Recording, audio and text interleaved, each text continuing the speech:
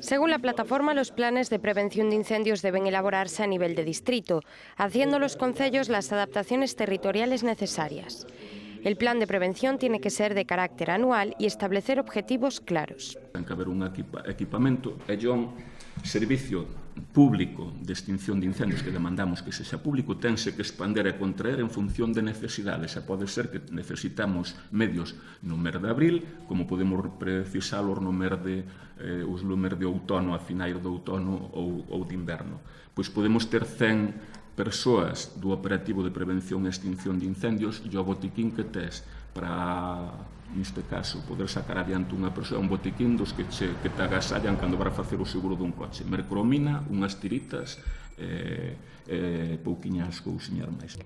Reclamaron también que las administraciones apuesten por una planificación para el monte teniendo en cuenta la actual biodiversidad y los efectos del cambio climático, dejar de repoblar con eucalipto y que la Xunta deje de promover el abandono rural.